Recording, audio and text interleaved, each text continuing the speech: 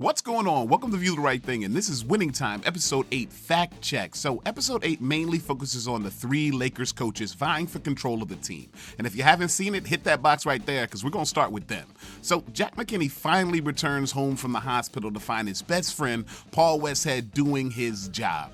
And is it dirty? Absolutely. But did it go down that way? After Westhead and Riley started getting wins, Dr. Butts didn't want to rock the boat, so Jack was demoted, and his relationship with Paul was never the same. It's true that Paul was a great coach, too. He got chips in both the NBA and the WNBA. But it's also true that Paul told the press that he wouldn't take Jack's job, and he did. And in the show, we see the interim coach get KO'd by a kidney infection, and maybe that was karma for Jack McKinney, because that part is painfully true. But that brings us actually to the interim coach, Pat Riley, and they did him dirty this week. In the show, Pat's first game is a must-win that he loses against Philly. But the truth is, in real life, Pat's first game as Lakers coach was against Portland, and he crushed them, which is what happened to me when I saw that scene where Grandma Bus watches the All-Star game. Because sadly, Grandma Bus passed before the events of Winning Time, a big change in the show that had to be pointed out. Now to the players, and we gotta start with Big Spencer Haywood, because in episode 8, we see him using drugs to cope with a potential trade between him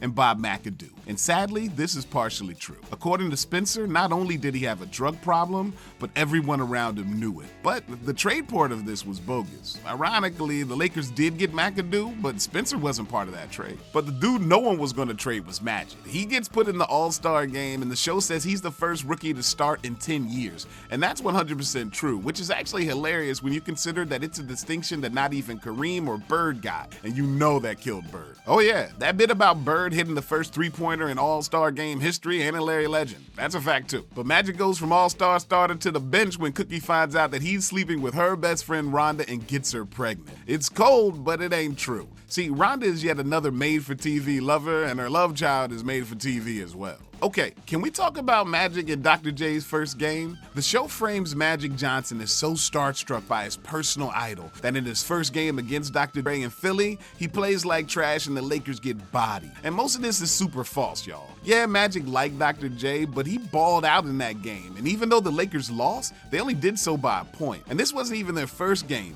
The Lakers actually torched the Sixers earlier the same year. And since we're on Dr. J, let's talk about it. Even though the actor who plays him off the court is in his 50s, Dr. J would have been in his 30s at the time when they played. And in the show, we see Magic catching Dr. J's iconic cradle dunk straight to the grill. But in real life, it was Michael Cooper who caught that one, and it didn't happen until 1983. So that's what I saw. What about you? As always, thanks for watching View the Right Thing. If you like the content, hit that square right there, and to like and subscribe, hit the circle. Peace.